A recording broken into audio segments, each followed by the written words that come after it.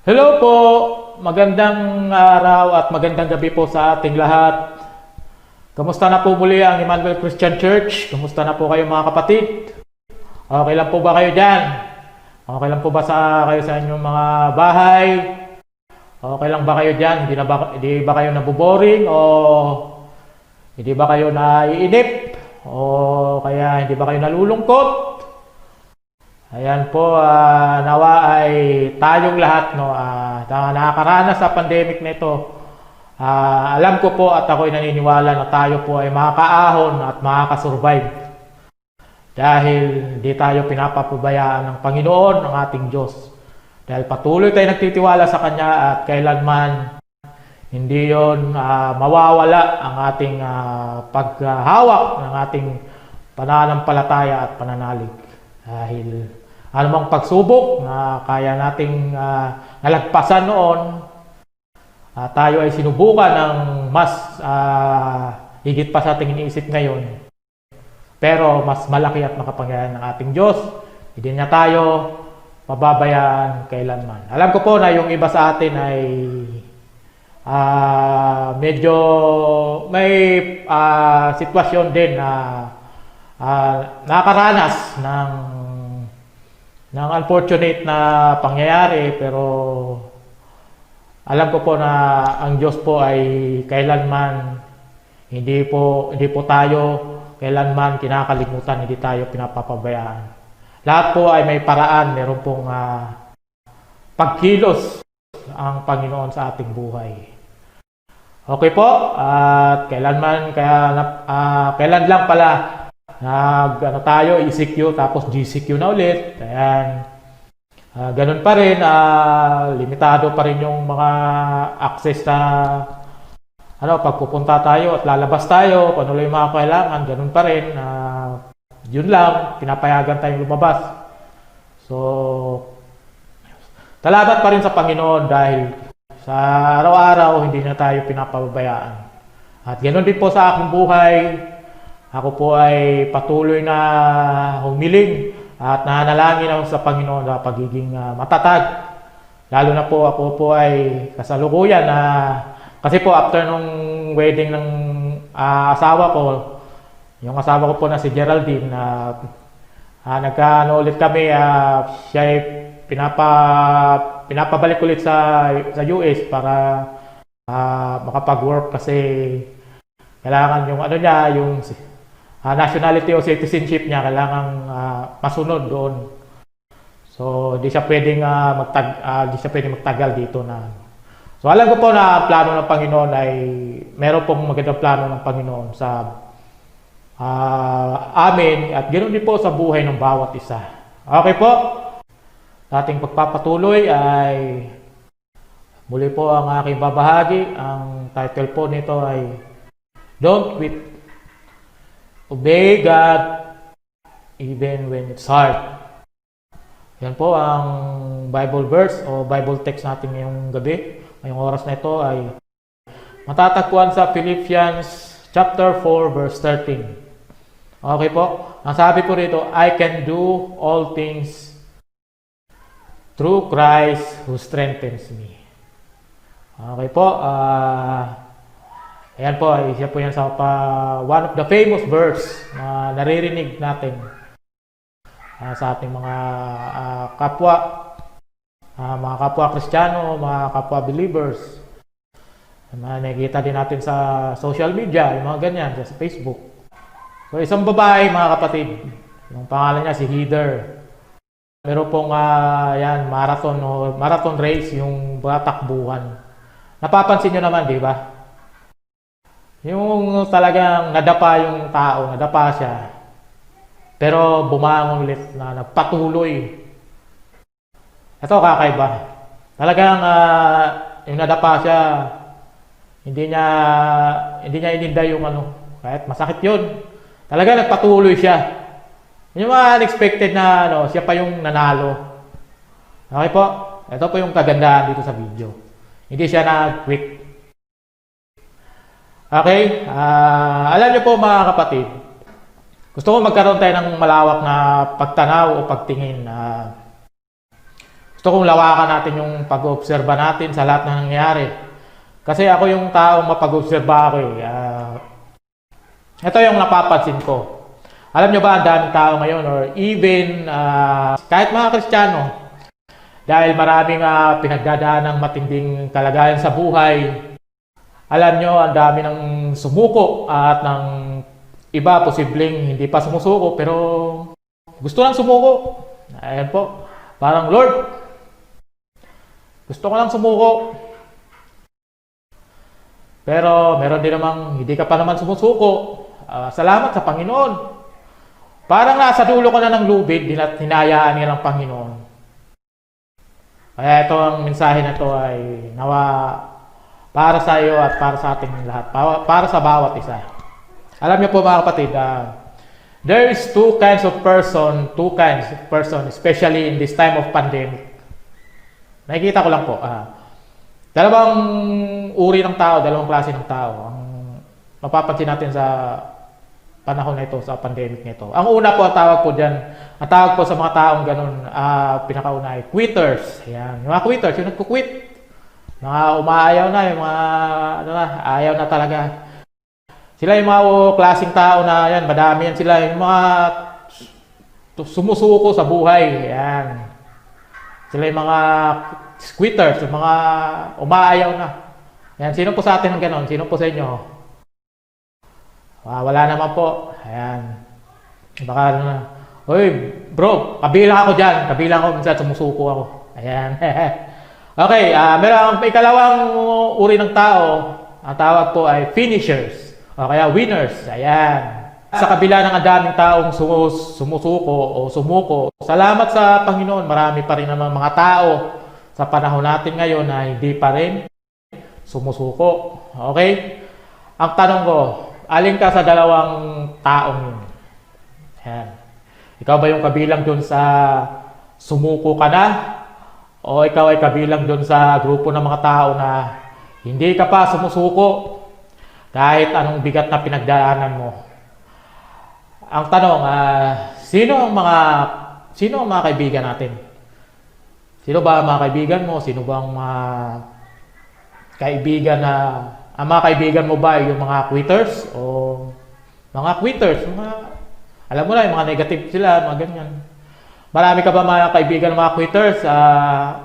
I suggest kaibiganin mo yung finishers o yung mga winners. Kung pipiliin mo mga taong bakit ganito yung mga kaibigan ko? Bakit mga ganito yung mga kapatid ko? Mga ganito sila ka negative, mag-isip, ganito sila ka wala silang yung hindi sila motivated, mga ganyan.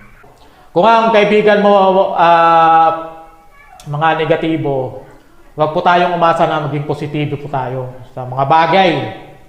Okay? Kaya ang malaga, piliin natin ang tama kung sino yung kaibigan natin. Ayan.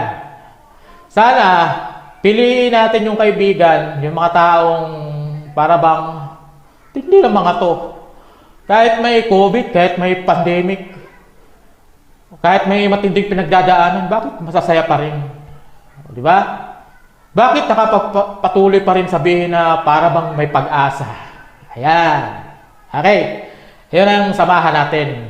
Kasi bakit? Sila yung mga taong nananampalataya at naniniwala sa Diyos na kahit anong pangit o matinding pagsubok na pinagdadaanan, naniniwala sila that God is still control at hindi sila pababayaan ng Panginoon. Amen? Kaya alam mga kapatid, ito yung napansin ko sa buhay. Maraming tao ngayon, kapag dumating ang mahirap na sitwasyon sa buhay, totoo ito, ang daming taong tumitigil, ang daming tao na humihinto o tinatawag natin mga quitters. Alam ko po na about sa atin, alam ko po ng lahat ay humaharap sa mga bigat na sitwasyon. I believe right now that we are fighting, even you are fighting for your future. Kagaya ko, I am fighting for my future sa aking hinaharap po, sa aking ano yung magiging pamilya ko. Okay po, we are fighting for our career. Ayan, we are fighting for our family. You are fighting for your family. Or you are fighting for your life to survive this pandemic. Marami po tayong nakikita na yung mga balita talaga na yun po yung mga tinamaan ng sakit na ano po, alam nyo na yung mga COVID, di ba? Sila po ay lumalaban talaga. Alam nyo po mga kapatid, we're also fighting in the ministry. Fighting the ministry that God has entrusted to us. Na parang, di ba, alam nyo na, since nung pandemic, di ba, lahat ng mga churches talagang temporarily, wala mo nang gathering sa building, di ba? May mga bagay din na minsan nakakatamad na rin na parang wala na yata. The ministry that entrusted to us by God, yan. Baka hindi natin alam na kailangan nating i-ano din. Yan. I-cultivate. Yan. Lord, ilalaban ko pa ba to? Yung ministry na pinaubaya mo sa akin. Meron ba sa atin ganon, di ba? Lahat tayo. Binigyan ng ministry ng Lord. Ayan. Marami sa atin na kahit sa ganito, naisipan natin sumuko. Ayan. Sumusuko tayo. Kahit hindi tayo nagsasabi na yun. Pakiramdam natin. Parang ano. Alam niyo po, suggestions ko lang. If you want to win in this battle of life, don't be a quitter. Be a finisher. Kagaya nung sa video kaganina, yung babae na dapa. Ayan. Don't be a quitter. Be a finisher. Darating tayo yung totoo na di ko alam kung anong mangyayari sa panahon natin ngayon kasi as of now parami at palubo yung kaso ng COVID-19. Kaya lamang darating tayo sa tinatawag na crossroad ng buhay natin. O kaya tandaan natin ito lahat tayo kahit hindi panahong ito, I believe lahat tayo ay darating sa tinatawag nating turning point. Parang may dalawa ka na lang pagpipilian. Ang tawag niyan ay crossroads of life, di ba? Para bang ganyan ka, dalawa lang yung pagpipilian mo. May pagpipilian ka, darating tayo sa panahon yun na mayroong magsasalita sa atin dalawa. At alam nyo ba sa buhay natin, yung dalawang sila yung mga bumubulong sa atin, mga kapatid.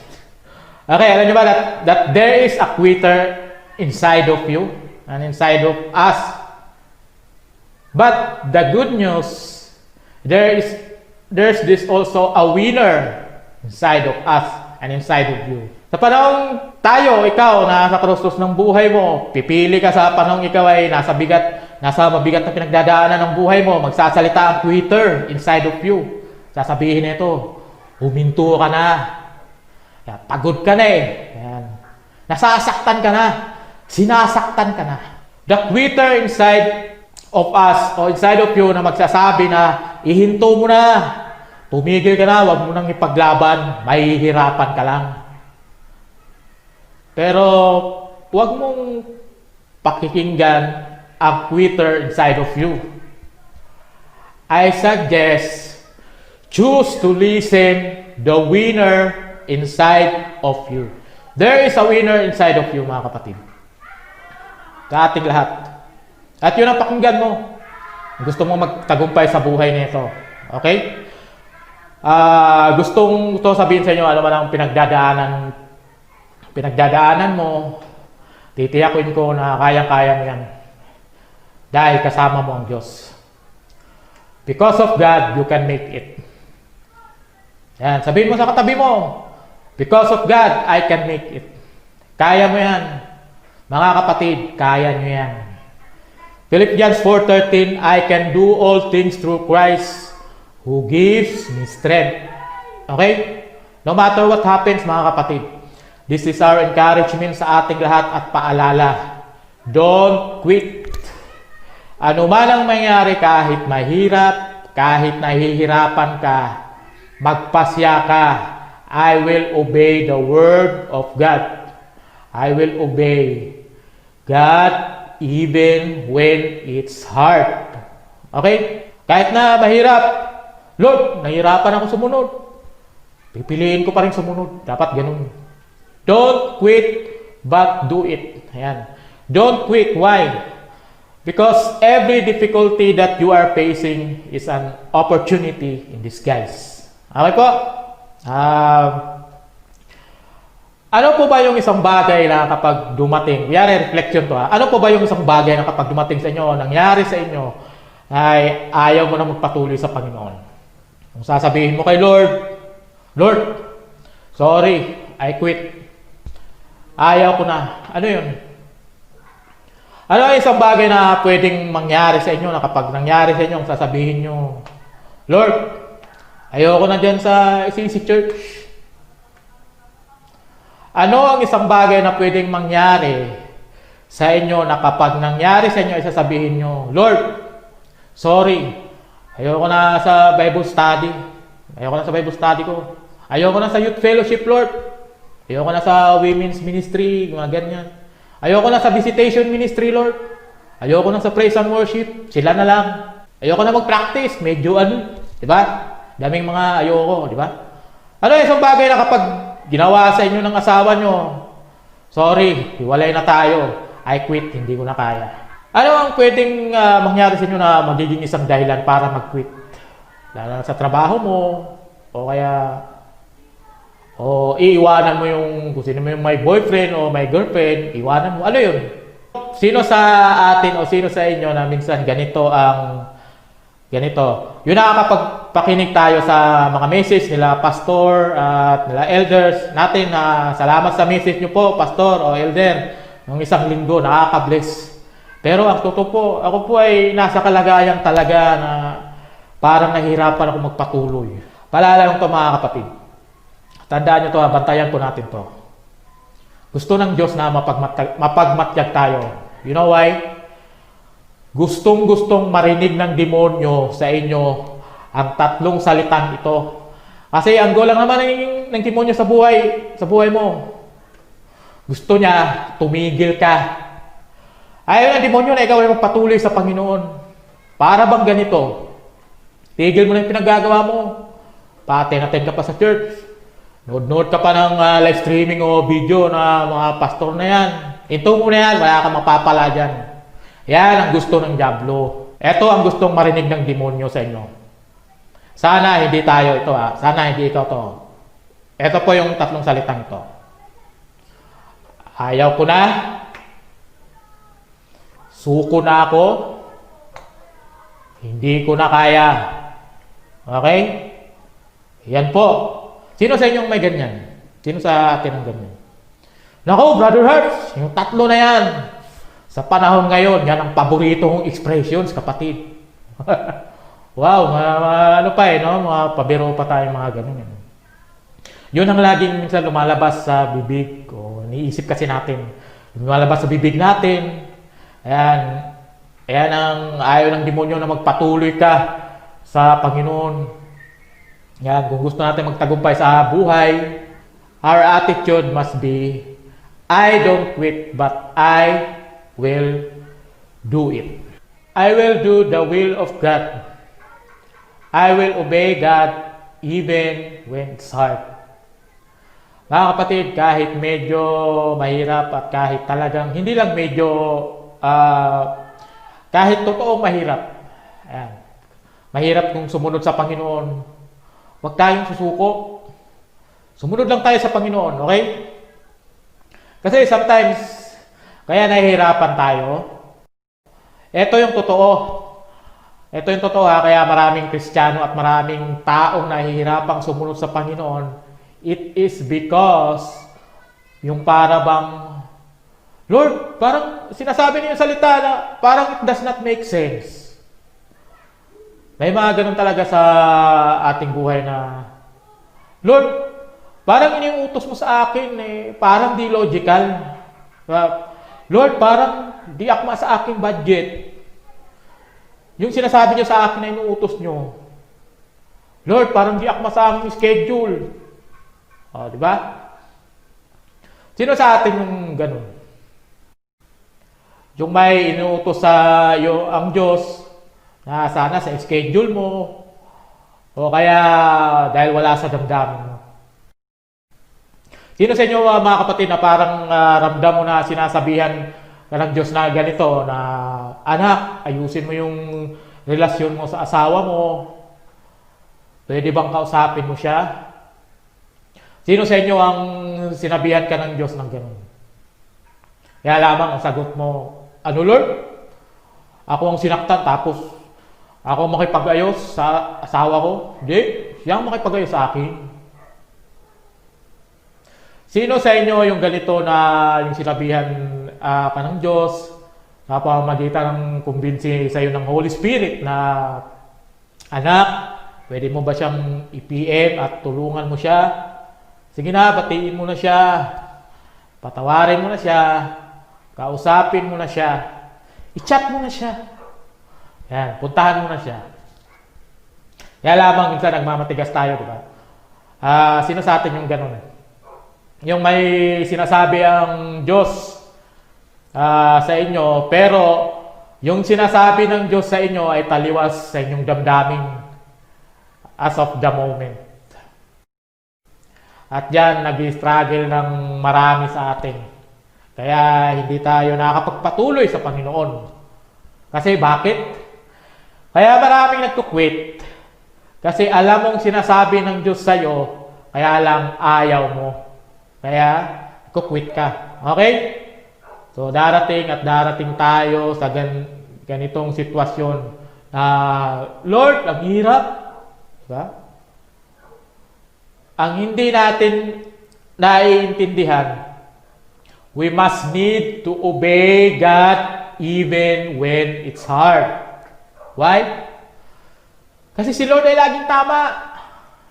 Tandaan po natin mga kapatid. Kung hihintayin mo ang lahat ng sinasabi ng Diyos, sabi po rito, kung hihintayin mo ang lahat ng sinasabi ng Diyos bago ka sumunod, mahihirapan ka talagang sumunod. Yan. Ang idea ay ganito. Kahit hindi mo naiintindihan, sumunod tayo sa Panginoon kahit mahirap. Kasi bakit? Kasi tiyak tama yun. Okay? John chapter 14 verse 23, Jesus replied, anyone who loves me will obey my teaching. 1 John chapter 2 verse 17, but whoever does the will of God lives forever. At ito. John chapter 13 verse 7, Jesus answered him, what I am doing you do not understand now, but afterward you will understand. Yan, hindi mo naintindihan yung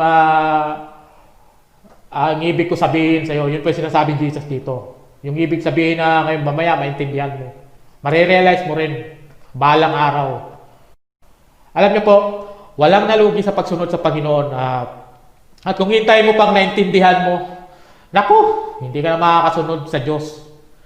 Kung lahat ay sasabihin sa iyo na kailangan mong maintindihan. Okay?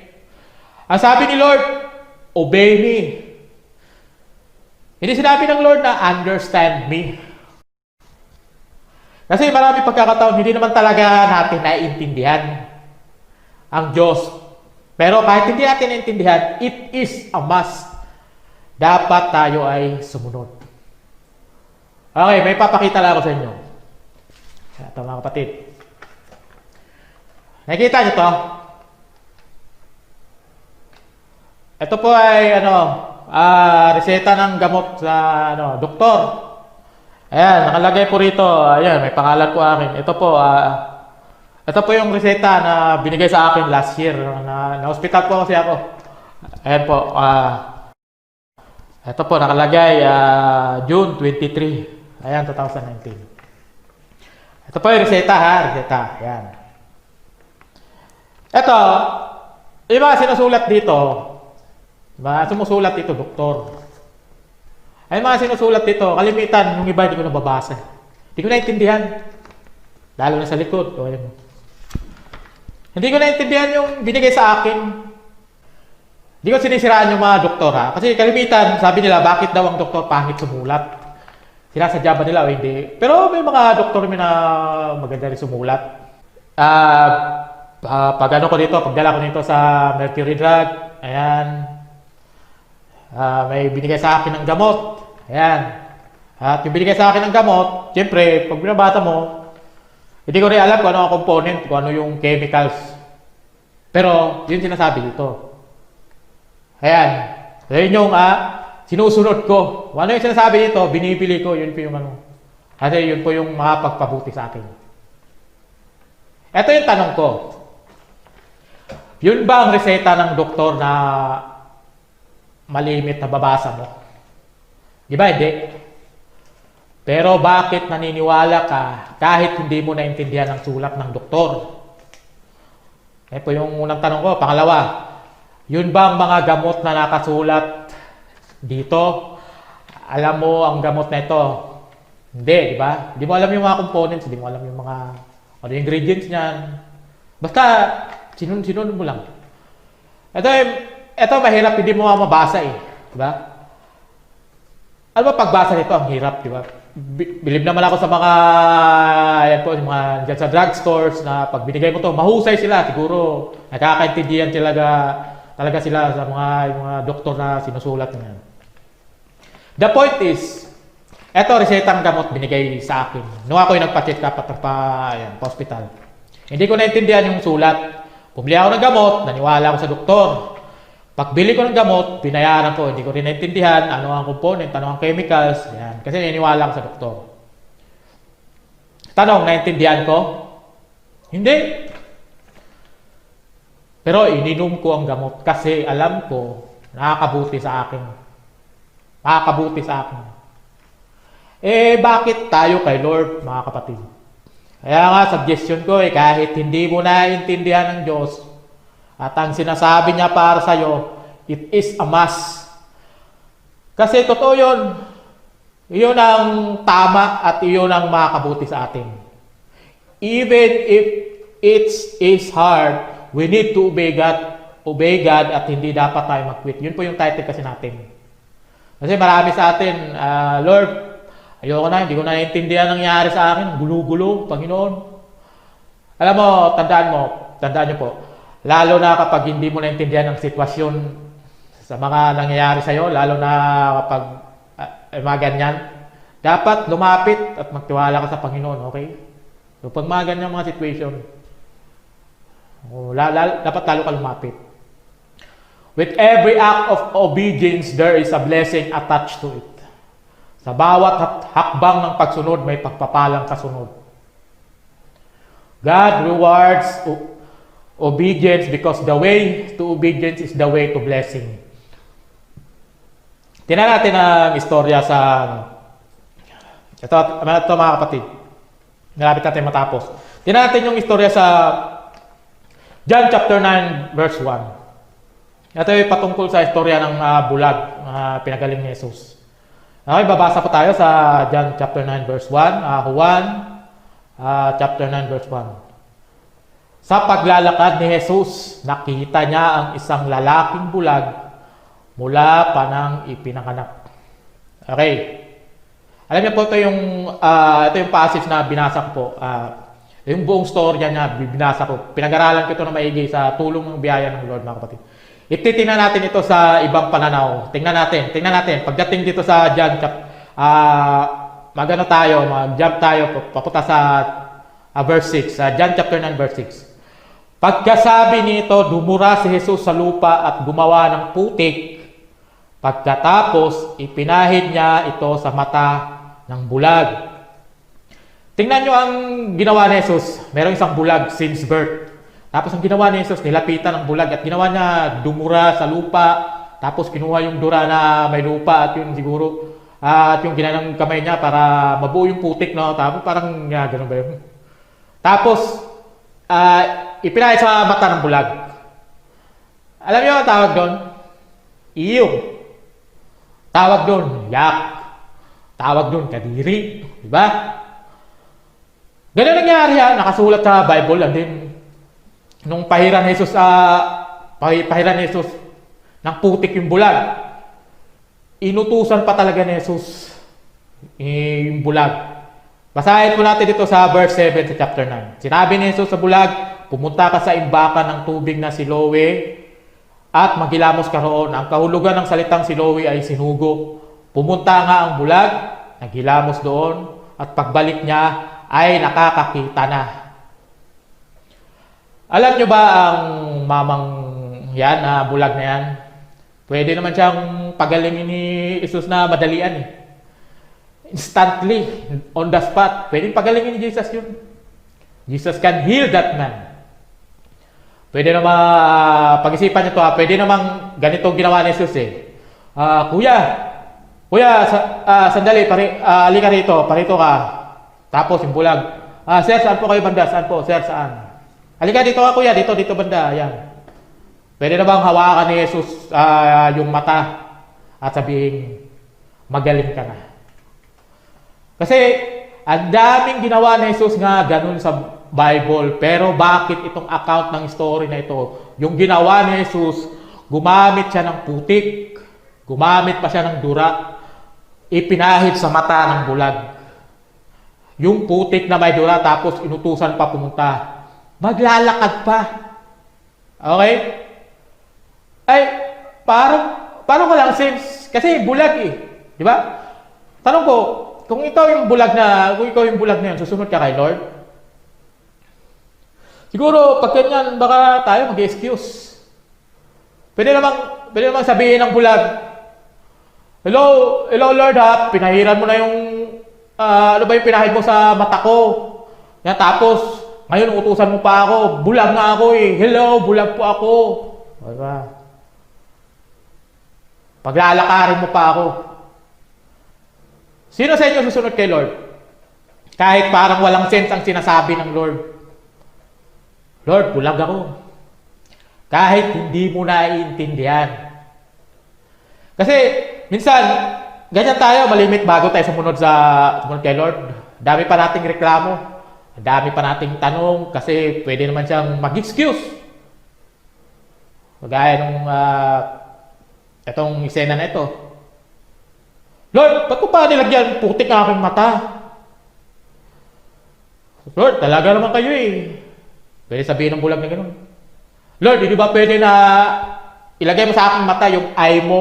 Eye mo yung eye drop. Pwedeng ilagay mo yung bakit putik at yung may dura. Diba? Lord, sana naman lotion na lang. O kaya di kaya gagayat na naman pipino. May mga pipino yung ilalagay sa may mga malaking eye bag. Ilalagay sa mata ng bulag, di ba? Pwedeng sabihin ng bulag na ganun. Alam niyo po, ito yung gusto kong mai-point out sa ating lahat mga kapatid. Ang maganda sa bulag na ito, dito sa account na to, sa story na to, hindi siya nakipagtalo kay Jesus. He just obeyed. Hindi siya nag-quit. He just obeyed. Kahit hindi niya naiintindihan. And because he obeyed the Lord, the good news is this. He received his healing. Amen. Posible kaya na pagsunod mo lamang ang inihintay ni Lord para mararanasan mo rin mga hiling mo or healing mo. Is it possible na hinihintay din ni Lord na sumunod ka lang at yung mga dinidesire ng puso mo, yung blessing na hinahanap mo, makapangarap mo, matutupad, mangyayari. Kaya lamang hinihintay ni Lord ang pagsunod mo. Mga kapatid, consistent po ang Bible dito. Ito ang prinsipyo ng Biblia. Obedience activates God's power. Okay po? Obedience activates God's power. Tingnan nyo ha. Ano bang nagpapagaling sa mamang bulag na ito? Palagay nyo, nagpapagaling sa kanya yung putik na may dura? Nagpapagaling sa kanya yung nagpapagaling sa bulag? Yung tubig dun sa pinunta niya sa pool? Alam nyo kung ano yung nagpapagaling sa kanya? It is his obedience to the Lord. Kung ano yung sinasabi ng Lord. Amen? Dahil sa pagsunod, gumaling siya. Okay? Yun. Pagsunod lang pala. Mga kapatid, sabihin na natin na, Lord, susunod na po ako. Huwag mo isipin na dahil hindi mo naiintindihan. Ayan yung way, kapag hindi mo naiintindihan, quit ka talaga. Umaayaw ka. Buti na lang ang bulag nito ay masunurin. This man, instead of making excuses and arguing with Jesus, he just obeys. Don't quit. Just obey. Piliin mong sundin ang sasabihin ng Lord sa iyo kahit hindi mo naiintindihan. Don't quit, but obey God. Sumunod ka kahit nakikita mo pangit na, Kahit nakikita mo, mahirap talaga. Okay? The best example mga kapatid, yung paglalarawan ng obedience. Na alam niyo po yung pinapakita sa atin, alam niyo kung ano yung mismo ang Panginoong Hesus. Pinapakita niya sa atin ng pag-obey, paano tayo sumunod sa kalooban ng Diyos. Jesus obey the will of His Father. Kung ano yung account na sinasabi ng Biblia, kasi naka-prophesy dun sa Old Testament na ganito mangyari sa Panginoong Hesus. Na susugatan siya, talagang bubugbugin siya, talagang ganyan. Si Jesus as a man, bilang tao, ang bigat sa kalooban nun, ang sakit nun. Doon na talagang naranasan na ni Jesus lahat. Talagang na-endure ni Jesus yung parusa ng yung kasalanan na para dapat sa atin. May mga eksena na makikita po natin si Jesus naglalakad na pasanapasan yung krus. Ang bigat, ang hirap, ang sakit nun, tapos sugat-sugat na siya. May time din dyan na may sinasabi sa Bible na minsan na bumabagsak si Jesus, alam nyo ganun, bumagsak kasama yung krus na mabigat. But still, bumangon pa rin siya.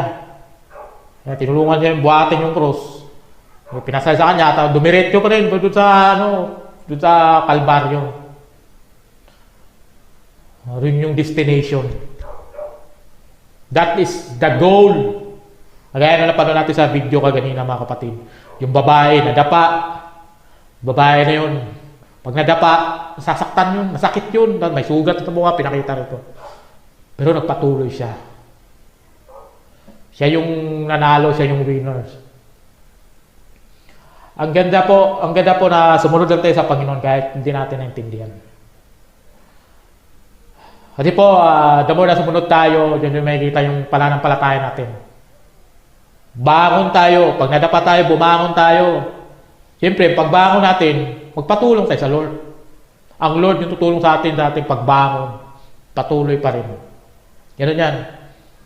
Kaya ang ating conclusion sa ating mga kapatid sa oras na ito, una, quitting gets you nothing. Wala mangyayari pag mag-quit tayo. Pangalawa, you can rest but don't quit. Pwede naman tayo magpahinga, pero mag-quit. Pahinga lang. Pahinga lang saglit, ha? Huwag mo pahinga forever. Number 3, don't try to understand. Just obey. Do it. Okay? Do it. The will of God. Pang-apat, God wants you to accomplish through obedience. Isang mapagpalang gabi po sa ating lahat. Tayo po ay manalangin. Panginoon, nagpapasalamat kami o Diyos sa gabing ito, God. Salamat muli, Panginoon, sa inyong pinapahayag na inyong mga salita. Lord, kami po, Panginoon Lord God, ay patuloy na kumikilala sa inyong kabutihan, sa inyong kaluwalhatian, sa inyong katuwiran, Panginoon Lord, sa inyong kapangyarihan, Panginoon, at lalo na po sa inyong pag-ibig.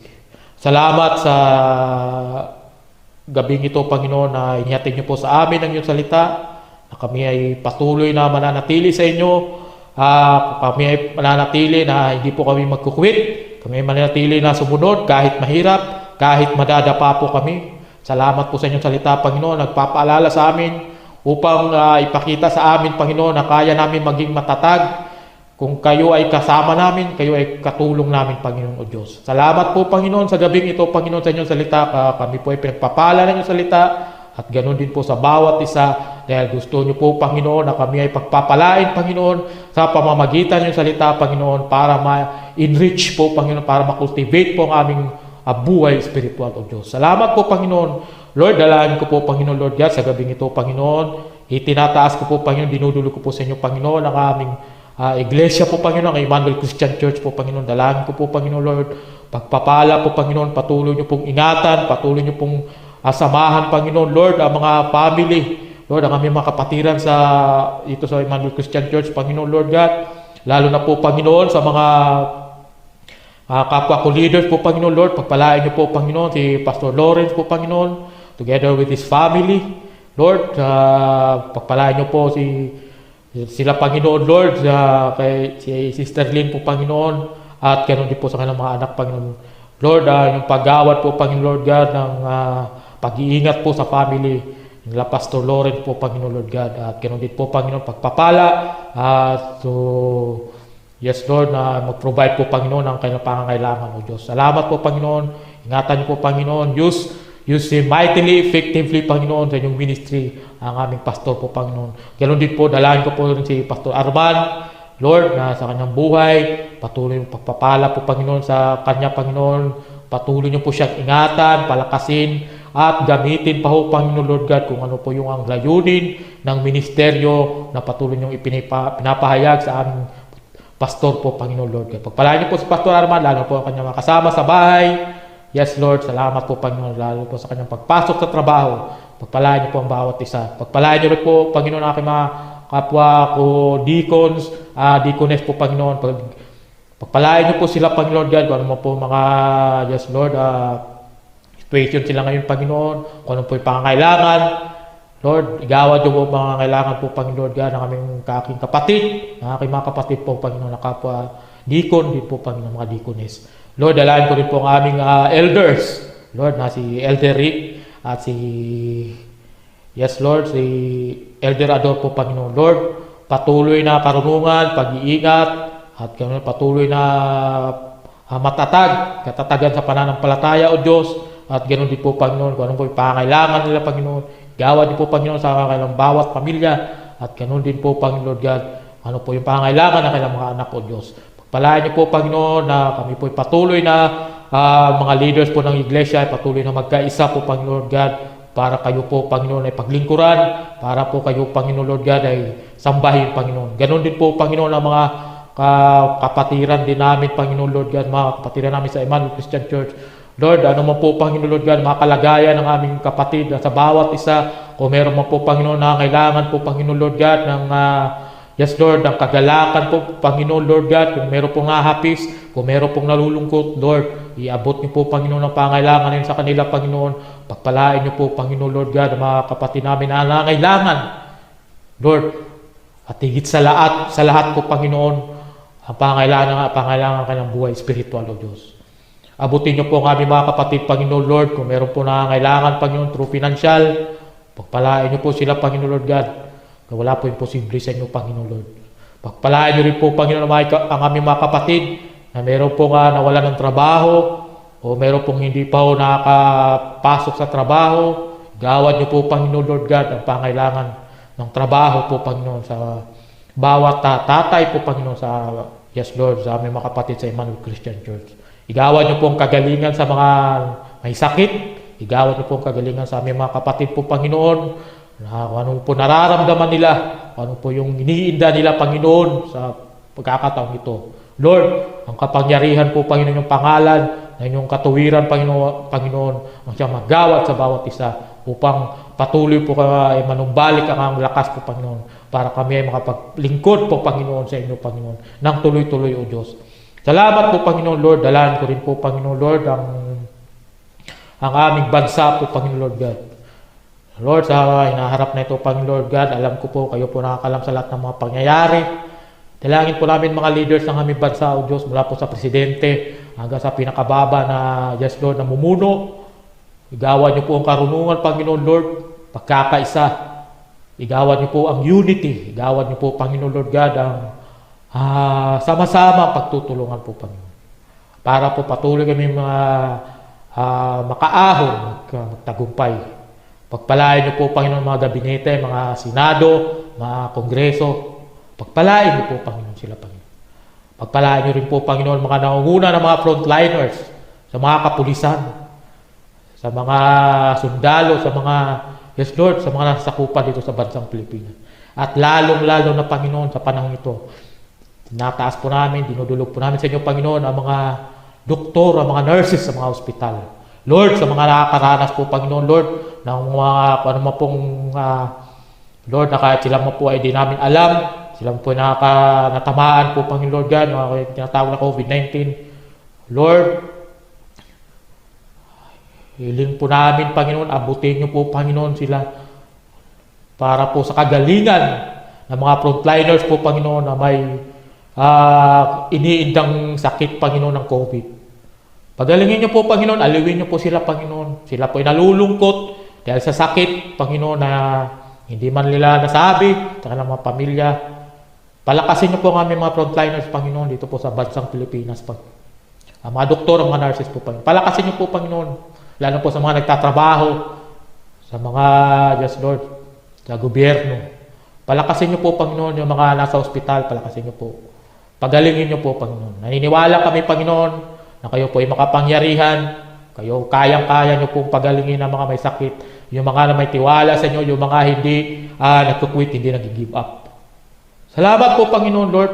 Alam namin na hindi pa ito huli ang lahat para kami po, Panginoon, ay patuloy na kususuko o patuloy na matinag.